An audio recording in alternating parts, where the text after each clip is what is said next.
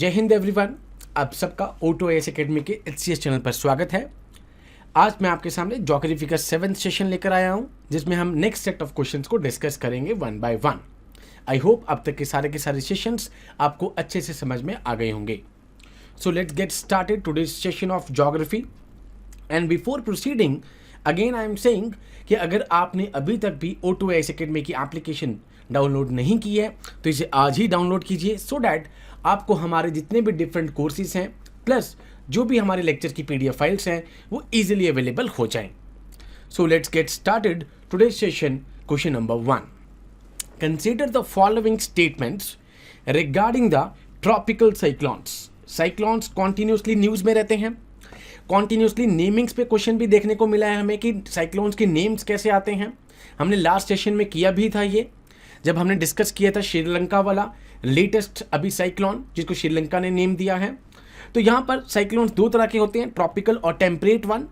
Rather third भी होता है पोलर वर्टेक्स, जो कि सबसे पोलर रीजन्स में आता है। एंड यहाँ पर क्वेश्चन पूछा गया है ट्रॉपिकल साइक्लोन्स पे। Okay, now an eye forms in the centre of the cyclone having very large air pressure.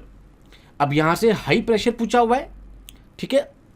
तो ये आप सबको पता हो कि जो यहाँ पर आई बनती है सेंटर में, that is of the low pressure. And normal cyclones भी आप सबको पता होगा, it's a low pressure surrounded by the high pressure in which air converge towards the centre, done, जिसकी डायरेक्शन काउंटर क्लॉकवाइज होती है नॉर्दर्न हेमिस्फीयर में, while it is clockwise in the southern hemisphere. तो ये यहाँ पर हाई प्रेशर लिखा हुआ है, it will be a low pressure.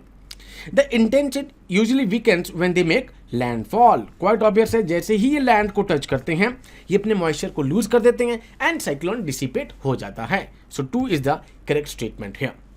Question number 2, ये बिल्कुल फैक्ट बेस्ड क्वेश्चन था, डेड क्वेश्चन था।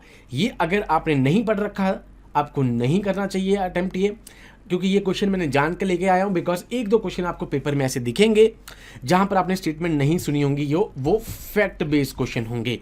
उन क्वेश्चंस को आपको टच नहीं करना अगर आपने वो अभी तक कहीं पे भी नहीं पढ़ा है data. The long period LPA of the monsoon rainfall over India between 1961 to 2010 is about 88 centimetre. Okay, fact based question था, स्टेटमेंट बेस्ड क्वेश्चन था। Indian Meteorological Department IMD has revised the monsoon arrival date in the Kerala from June 1 to June 5 from this year onwards. यहाँ पर कुछ भी revise नहीं किया गया है। So here the statement 1 is only correct one. अब ये बिल्कुल स्टेटमेंट क्वेश्चन था, फैक्ट बेस्ड क्वेश्चन था। डन। क्वेश्चन नंबर 3, ला नीना पे क्वेश्चन पूछा गया है। ला नीना जिसका दूसरा नाम है लिटिल गर्ल, आपने सब पढ़ा होगा। That is South America, country आ गई पेरू, ठीक है। And this is called India now, and this is Australian part here. यहाँ पर लो प्रेशर, इंडिया में अभी गर्मियों में लैंड गर्म हो रहा है, लैंड जल्दी गर्म होता है, जल्दी ठंडा होता है। तो अभी लैंड पे लो प्रेशर बना हुआ है as compare to the C1 जहाँ पर हाई प्रेशर बना हुआ है। And they always move from high pressure to low pressure. अब जनरल इन यूजुअल टाइम यहाँ पर पेरू के वेस्टर्न पार्ट पर हाई प्रेशर बना होता है, बिकॉज यहाँ पर कोल्ड करंट है, पेरुवियन करंट है cold current. But El Nino क्या होता है, फर्स्ट मैं आपको एल नीनो बताता हूँ। एल नीनो में क्या होगा कि यहाँ पर जो ट्रेड विंड्स की डायरेक्शंस हैं वो उल्टी हो जाएंगी, एंड जो यहाँ पर लो प्रेशर बना हुआ है ये हाई प्रेशर से चेंज हो जाएगा, एंड यहाँ पर जो हाई प्रेशर है पेरुवियन करंट में वो लो प्रेशर से यहाँ पर चेंज हो जाएगा। तो डेट मीन्स इंडिया और इसके बीच का जो ये कनेक्शन ये टूट गया। इसलिए कहा जाता है कि एल नीनो पेरू वाली जो रीजन है यहाँ पर तो खूब बारिश करेगा, फ्लड लाइक सिचुएशन लाएगा, बट इंडिया के मानसून को वीक कर देगा। एंड मानसून को वीक करना मतलब खारिफ और राबी की क्रॉप्स, और खारिफ और राबी की क्रॉप्स को भी यहाँ पर डैमेज पहुंचेगा, इफेक्ट पहुंचेगा। वेयर इज ला नीना क्या होता है, जो प्रेजेंट सिचुएशन है वो और स्ट्रेंथन हो गई है। दैट मीन्स ऑलरेडी वहां पर हाई प्रेशर था, कोल्ड करंट था, वो और इंटेंस हो गया है। अगर वो इंटेंस हो गया है तो क्वाइट ऑब्वियस है यहाँ पर ये इंटेंस ही तरीके से हाई से लो की तरफ मूव करेगा, एंड इंडियन जो साइड है वहां पर और मॉनसून आएगा। वेयर हाई प्रेशर का मतलब क्या होता है, एयर का सबसाइड करना। एयर सबसाइड कर रही है, डेट मीन्स यहाँ पर फ्लड लाइक सिचुएशन नहीं होगी, ड्रॉट लाइक सिचुएशन होगी। Where in Indian part and in the Australian part it will be like a flood like situation. So it refers to the periodic warming in the sea surface temperature across the equatorial Pacific. El Nino की definition बता रहा है, जब गर्म हो जाता है Peruvian current is replaced by the warm current, that is called El Nino. La Nina correlates with heavy monsoon, quite obvious monsoon like situation. Done.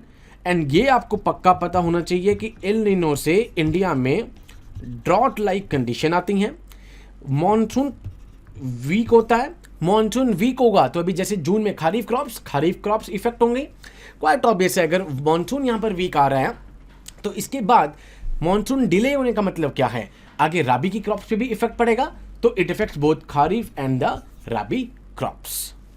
Question number 4, north east monsoon, जैसे अभी साउथ वेस्ट मॉनसून चलेगा 5 जून से, and जब retreat होगा तो हमारे पास north east region यहाँ पर मॉनसून आएगा, that is called retreating monsoon, जो यहाँ पर तमिलनाडु या कुछ पार्ट केरला इस पार्ट को इफेक्ट करके जाएगा।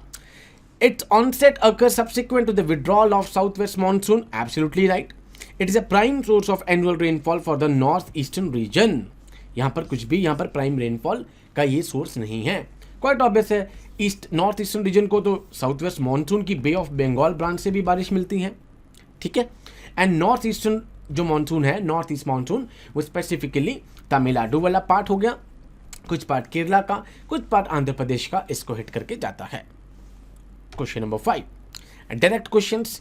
क्लाउड्स के टाइप्स होते हैं बहुत सारे, ठीक है। क्लाउड्स जो कि वाटर ड्रॉपलेट्स या फिर मैं कहूँ तो आइस क्रिस्टल से बना होता है, उसके बहुत टाइप्स होते हैं। For example cirrus clouds, Alto clouds, nimbus clouds, cumulus clouds, फिर इन सबका कॉम्बिनेशन बनता है। For example cumulo nimbus clouds, ठीक है, that is a grey clouds, rain यहाँ पर जिससे रेनफॉल होती है, रेनफॉल क्लाउड्स होते हैं।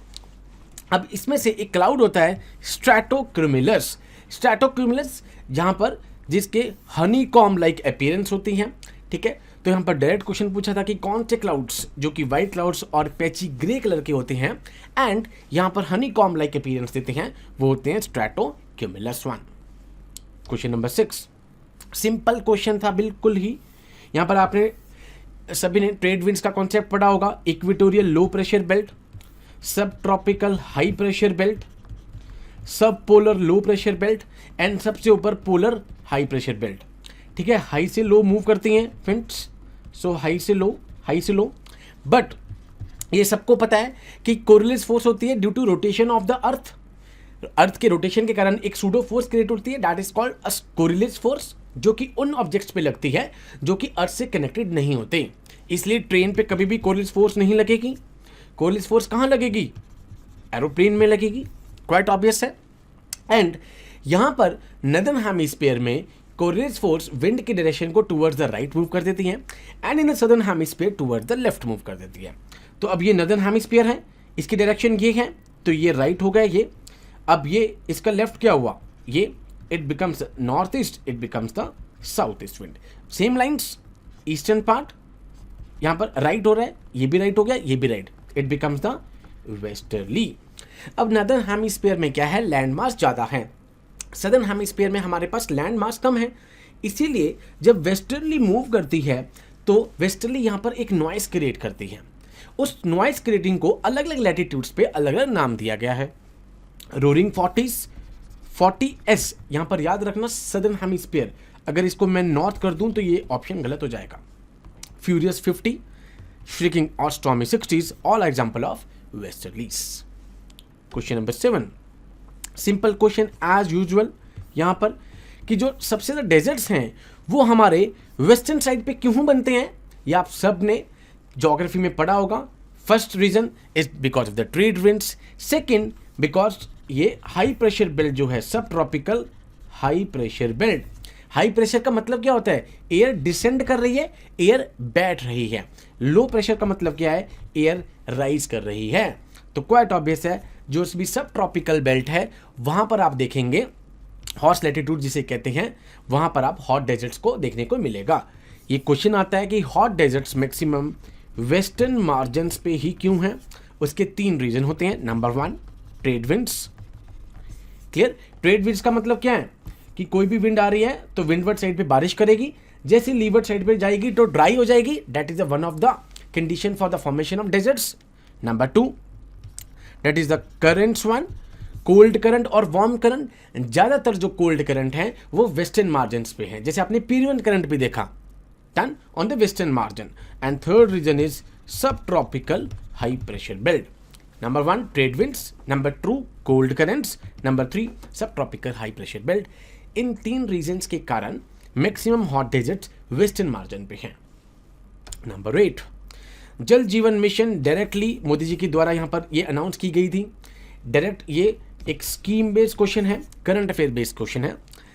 Okay, development of in village piped water supply infrastructure, technological interventions for removal of water containment, absolutely right. Grey water management, absolutely right. All are the correct options. ये मैंने PIB से schemes को उठाया है। जल जीवन मिशन ये हरियाणा वाले पार्ट के लिए भी आ चुका है। आई थिंक जल जीवन मिशन में 2024 टारगेट है, जिसको हरियाणा ने 2023 रखा हुआ है ऑलमोस्ट।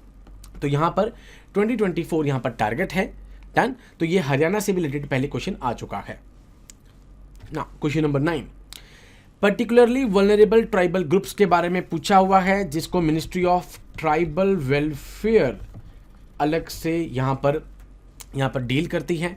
आपको ये भी पता हो कि पीवीटीजी का टैग कैसे मिलता है, उसकी कुछ कंडीशंस होती हैं, वो आप ट्राइबल वेलफेयर की साइट पे जाके देख सकते हैं।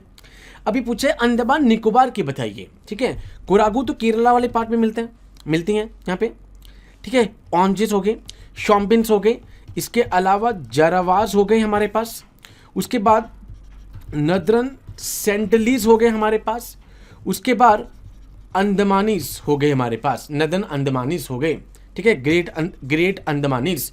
तो यहाँ पर जो 5 हैं वो हमारे पास पीवीटीजी ग्रुप हैं अंडमान निकोबार में, Onges, Shompens, Jarawas, Northern Sentinelese and Great Andamanese, done. ये सारे पीवीटीजी ग्रुप के मेंबर हैं। क्वेश्चन नंबर 10 ग्लोबल कॉमन्स क्या होते हैं। ग्लोबल कॉमन्स की अगर एक डेफिनेशन कहूं तो वो चीजें जो नेशनल जुरिडिक्शन से बाहर हैं। भाई कोई भी एक कंट्री नहीं कह सकती कि ये हमारा है, it is outside the jurisdiction of national governments and accessible to the all one. High seas quite obvious है, सबको एक्सेसिबल है। एटमॉस्फेयर सबको एक्सेसिबल है। अंटार्कटिका सबको एक्सेसिबल है। 1 2 3 कोई कंट्री ये नहीं कह सकती कि हमारा हक है इसके ऊपर, कोई कंट्री ये नहीं कह सकती कि हाई सीज के ऊपर हमारा हक है। सो ये वो चीजें हैं जो नेशनल जुरिडिक्शन से बाहर रहती हैं, डन। 11th वन, अब यहां पर पूछा गया है जूमिंग। आप सबको पता होगा जूमिंग क्या होती है, दैट इज बर्न एग्रीकल्चर, ठीक है, जिसमें यहाँ पर लास्ट में क्रॉप्स को जला दिया जाता है एंड ये वो मानते हैं कि जो ऐश है इसकी वो यहाँ पर फर्टिलिटी बढ़ा रही है सॉइल की। अब इसके अलग अलग जगह पे अलग अलग नाम है। फॉर एग्जाम्पल इंडिया में नॉर्थ ईस्ट इंडिया में इसको झूमिंग बोलते हैं, ओके। मिल्पा इसको सेंट्रल अमेरिका में बोला जाता है, ठीक है। लडांग इसको इंडोनेशिया और मलेशिया में बोलते हैं। ये आपकी 12th क्लास की एनसीईआरटी से क्वेश्चन लिया गया है, जहां पर डिफरेंट जगहों पे क्या क्या इसको बोलते हैं वहां पर नाम इनका दिया गया है। इसका दूसरा नाम है शिफ्टिंग कल्टीवेशन। तो 1 is the only correct option here, done. So ये हमारे कुछ क्वेश्चन थे क्लाइमेटोलॉजी के। नेक्स्ट क्वेश्चन हम एक सेट ऑफ क्वेश्चंस और लेंगे। इसके बाद जो लास्ट के 2 सेशंस हैं 9th और 10th सेशन, वो मैंने इंडियन ज्योग्राफी वाले पार्ट के लिए यहाँ पर रिजर्व करके रखे हुए हैं। आई होप आप सबको ये सेशन अच्छे से समझ में आया होगा। With these words I conclude today's session. Jai Hind to all, take care.